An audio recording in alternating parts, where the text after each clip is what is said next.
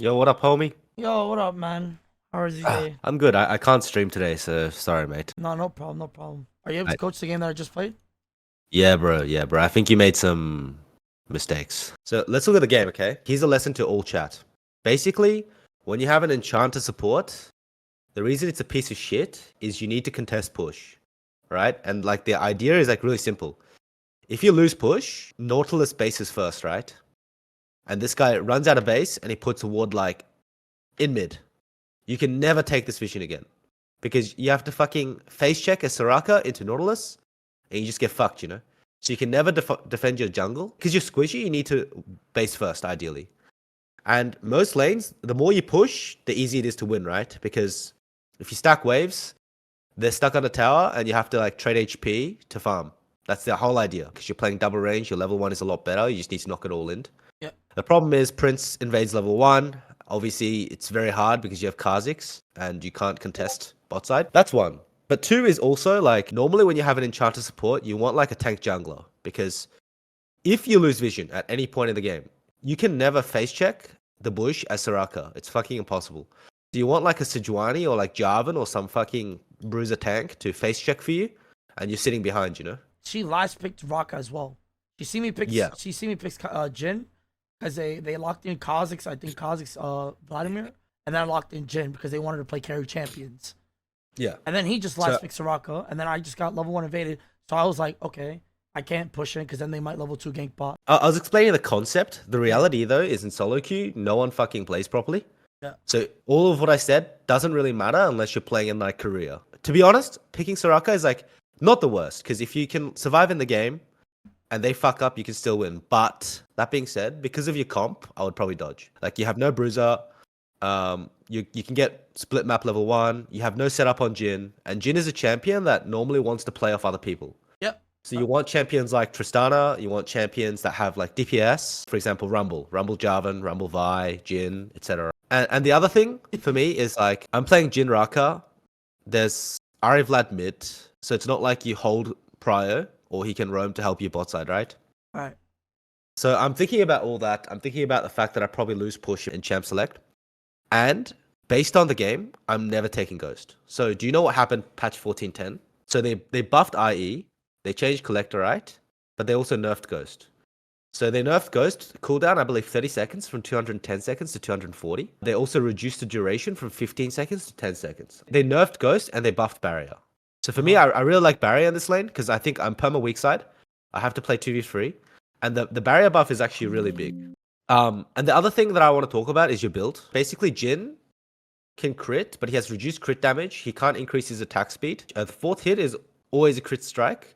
But the important part is that you also get bonus attack damage per level. I believe you get your first item around 11 to 12 minutes. And that's like when you're around level 8 to 9. It's around 11 to 12% extra damage. IE is 200 gold more expensive, but it has 20 more attack damage. The lethality actually doesn't matter because most of the time, if you're hitting front, you're not going to kill the guy anyway. Just play off cooldowns, play on Qs, and then when they're low, your fourth shots and execute. So you're playing off that, you know? The 20 attack damage plus the 11%, which is 8 AD, matters. It's about 2 AD more, which doesn't sound like much, but in a long fight, it can be about 20 to 30 damage, you know? So if you include that, plus the 40% extra damage on your Infinity Edge, the item is just infinitely better. So you'd go IE every single game. I would go IE every single game, yeah. The exception is, for example, a champion like Draven, Collector makes sense when you're really ahead. First of all, it directly scales off AD like with your Q, right? Same as Jin. It's like similar, but the difference is you have a lot of attack speed. Therefore, your lethality actually matters more. So if you actually look at the data, I saw this because a lot of teams play Jin right now. So say you go Master Plus, Global.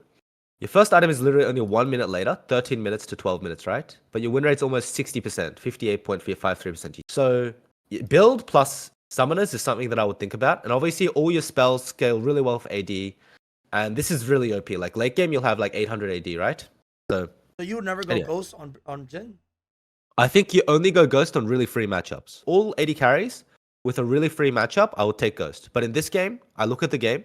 I have a useless Kha'Zix. I have fucking Vladimir, so he's not going to do anything till like level 16. My Soraka's probably going to get hooked level 1, and they can split the map, you know? And they have Kindred. So I'm like, okay, I need to play under my fucking tower, and I need to try keep my wave here, and try play off like them fucking up, and punishing, or holding the wave and playing on bounce waves, you know? So Yeah.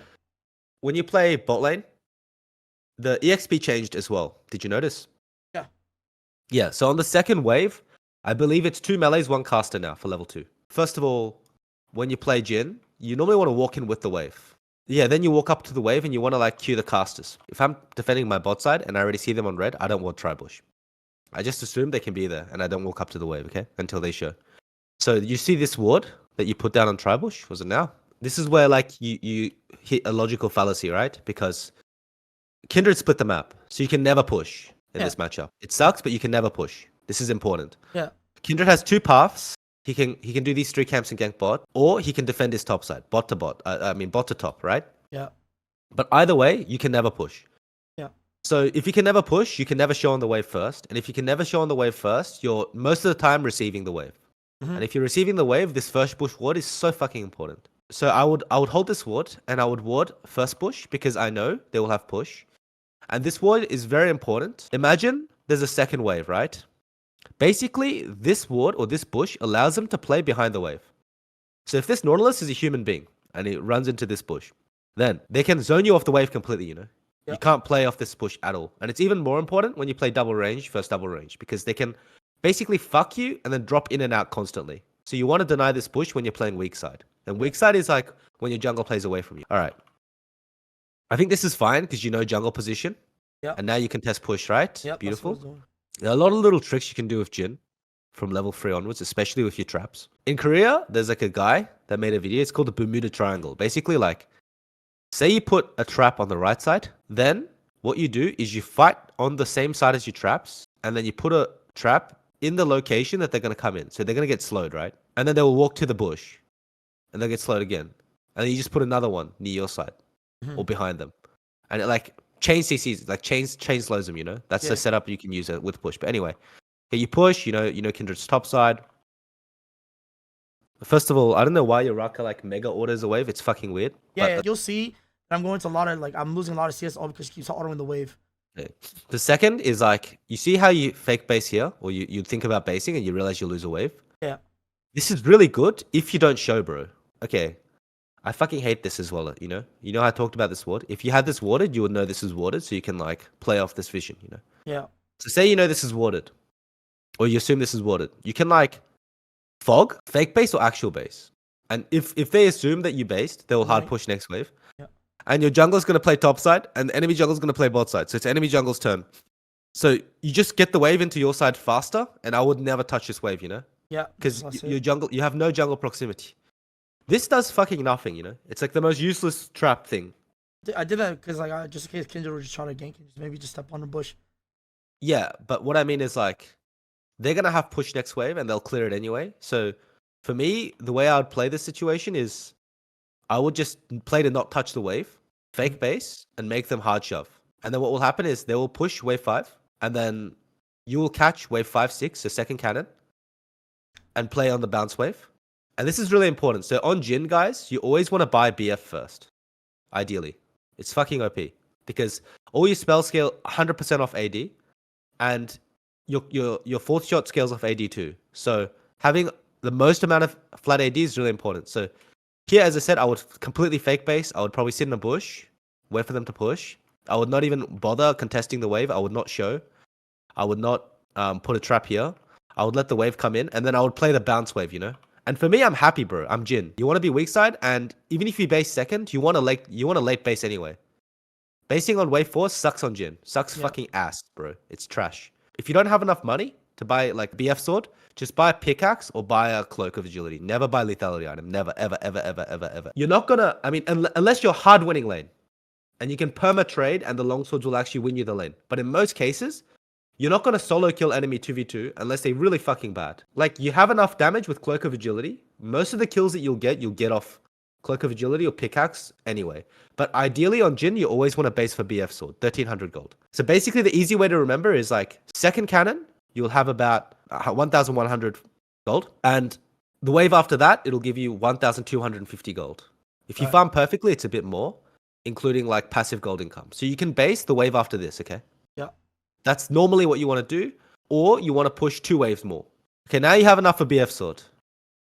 What the fuck? Yeah, this is a bit. Yeah, I was questioning if it was worth my flash. No, I don't think it was worth it. Like your flash is so much more valuable, bro. Like what the fuck is this? You know, just give proximity and chase him out, and then Kai'Sa will just sprint out of the way. He won't hit Soraka, right? Because Soraka has red buff. Yeah. So if he hits, you'll chase him, and then you just hold your flash, and then he has to flash, or he has to just like try run, and then you're first on the wave. So I want to push this wave and base. Oh, bro. They're inting, huh? No, it's so good look, for you. that's good.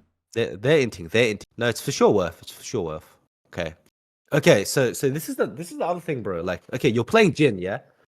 So you're playing to absorb pressure, so your teammates can play like psychos, yeah. And you know your Kha'Zix is topside. Why the fuck are you walking on the wave, dude? You know, this is so dumb. Like, don't touch the wave and let him push. You know. Well, they're freezing it. You just have to accept it. And also, if the wave is super bad and you don't have jungle proximity, and they're trying to freeze like this, you can even open through a mid, you know, and play for grubs. Like the issue here was that you based on a ward. You didn't base safe. You based greedy. So even if you got 2 kills, that's why I don't like it. But okay, my mindset is okay. I'm really fucking ahead. Wave is frozen. My jungle is topside. He's not human. He's not helping me. Okay, but you get the wave in alone. That's the part I don't understand. This jungle is boosted and he lets you get the wave in alone. Why do you greed here, you know? Just drop insta. You already won. If jungle's not top, where is he? He has to be bot, you know? Yeah, that's greedy. So you leave. And my mindset is, okay, I'm really fucking ahead in the game. I'm really good in the game. It doesn't matter if Soraka dies. This is what I'm thinking right now. I shouldn't have greeded for this wave. But the game is still in a really good spot. For me. For me. So I'm just going to play to clear the wave. And I'm going to play to not die. Can I get dove? This is what I'm thinking. Get Kai'Sa W'd. And you trade 1 for 1. You're smurfing. That's a like TLDR. that? Yes, sir. That's a TLDR. That's a Bro, TLDR. I'm legit weak siding and I'm playing a bad matchup.